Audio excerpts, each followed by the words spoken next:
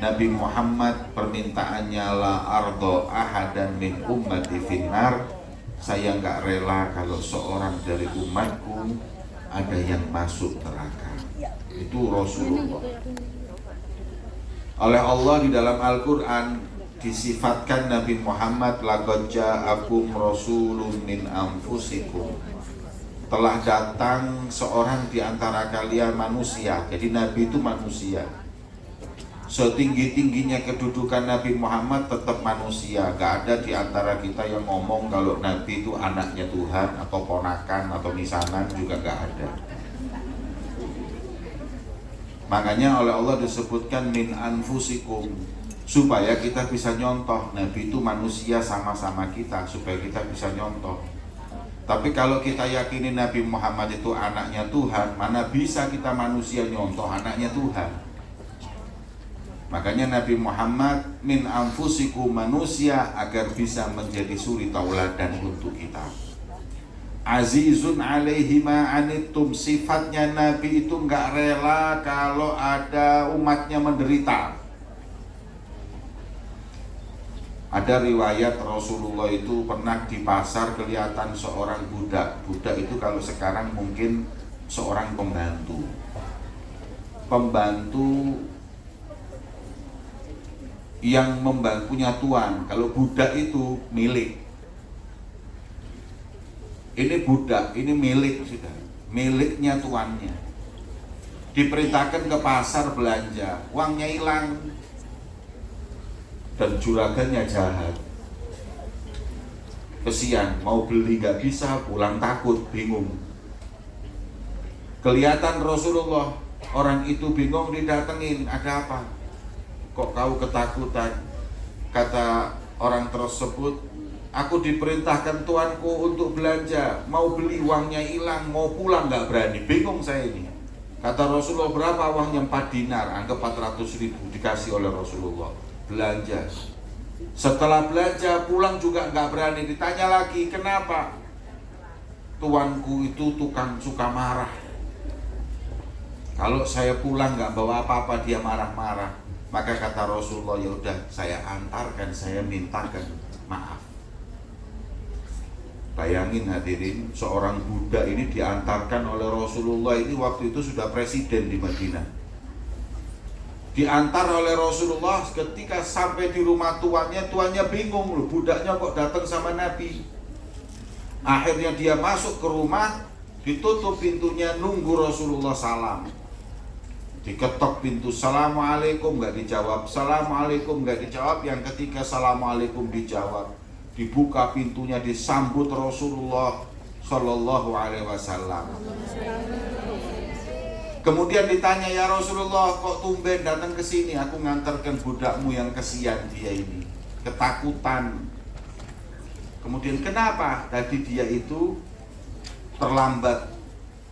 Dia takut, khawatir kalau kau marah. Makanya saya datang ke sini untuk mintain maaf. Saking senangnya tuannya berkata, ya Rasulullah, saya bukan cuma nggak marah, tapi saking bahagianya atas kedatanganmu ke sini, budakku ini aku bebaskan di jalan Allah, merdeka.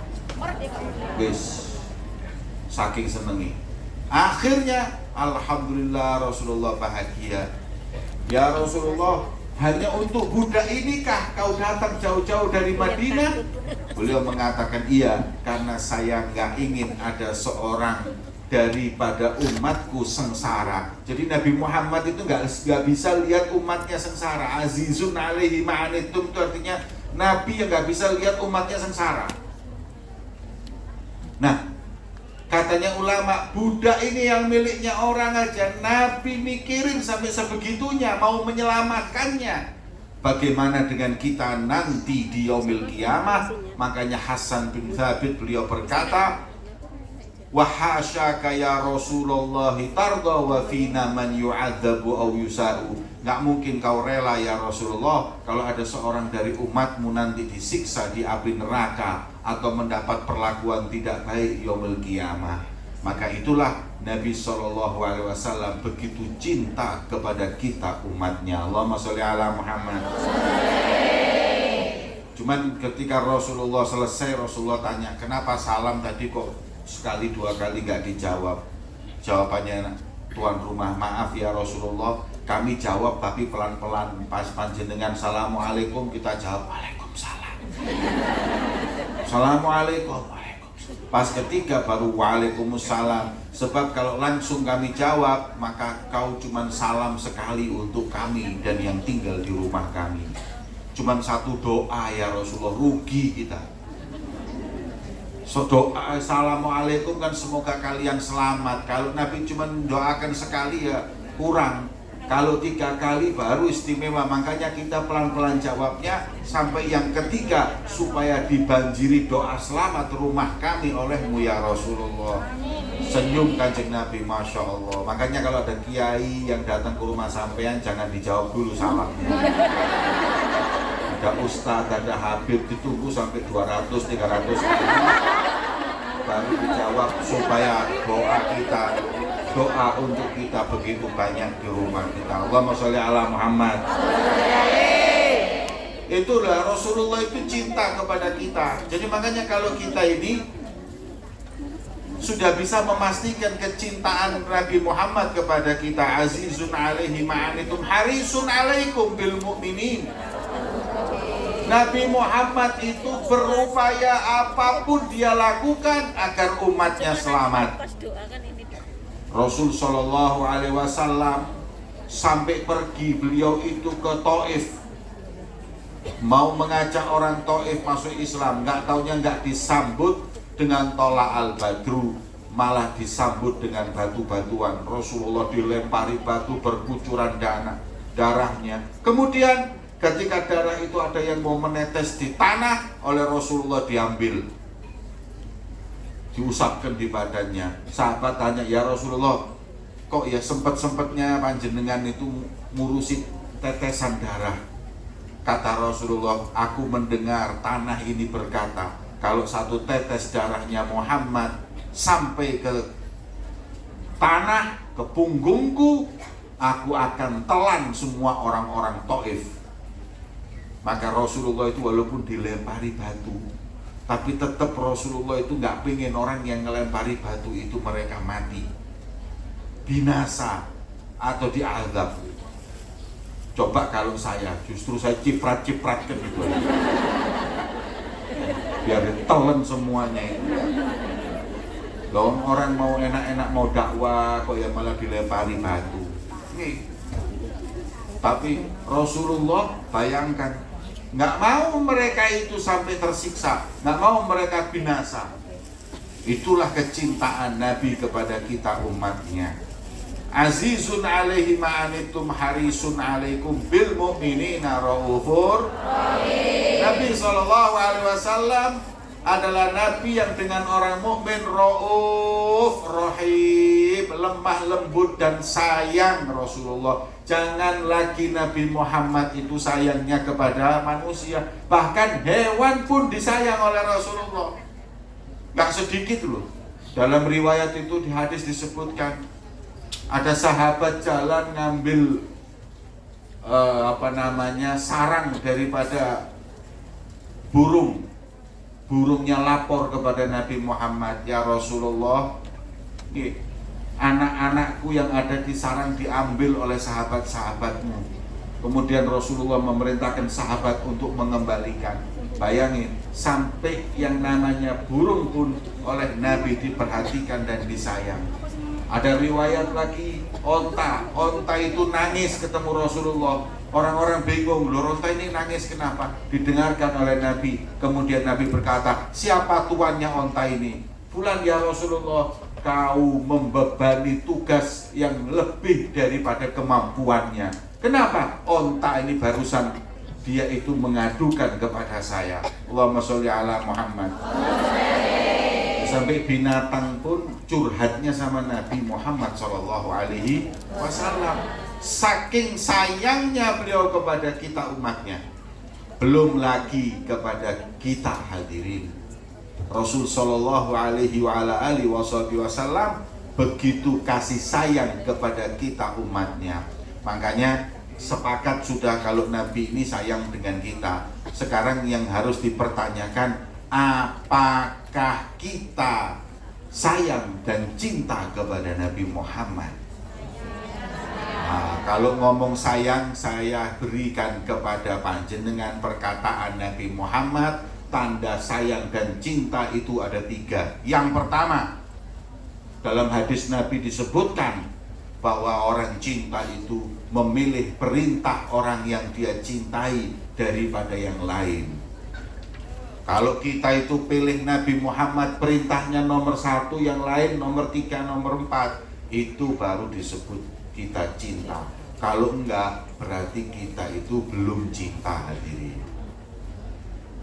Nah, ini sekarang kita tanya kepada diri kita, perintah Nabi dengan perintah yang lain ini kadang-kadang semuanya kita dahulukan Nabi apa yang lain? Nah, kalau ngomong tok ya percuma. Perintah Nabi itu, hadirin, orang kalau cinta itu perintah Nabi nomor 1, yang lain nanti. Rasul Shallallahu Alaihi Wasallam perintahkan sholat, ya sholat. Rasul Shallallahu Alaihi Wasallam perintahkan kepada kita nutup aurat, kita nutup aurat. Nabi Muhammad perintahkan kita nutup aurat. Kenapa kita nggak nutup aurat? Berarti kita orang yang buka aurat itu berarti kurang cinta sama Nabi Muhammad. Kenapa? Karena dia lebih mendahulukan perintah yang lain daripada Rasulullah Shallallahu Alaihi Wasallam. Ini. Jadi kalau kita mengatakan cinta kepada Nabi, kita harus dahulukan perintahnya Nabi Muhammad Shallallahu Alaihi Wasallam. Itu berarti cinta. Kayak anak-anak sekarang ini, anak-anak ini kalau sudah cinta dengan pacarnya, perintah pacarnya itu nomor 1. Ini hadirin. Kalau sudah cinta dengan seseorang, apapun yang dia ingini itu dinomor 1-kan. Sampai kadang-kadang nggak masuk akal pun dilakukan. Zaman saya dulu itu kalau saya punya celana sobek, itu saya buang. Zaman sekarang, sobek dibeli, hadirin. Kenapa? Karena kekasihnya pakai seperti itu, dia pakai walaupun nggak masuk akal. Inilah yang disebut dengan cinta, memilih apa yang dilakukan oleh kekasihnya daripada dirinya. Kalau sudah katanya cinta sama kekasihnya itu 24 jam laporan. Sudah makan sayang? Sudah. Lagi di mana? Fotoin pengajian. Sayang, sudah sholat, ini lagi sujud.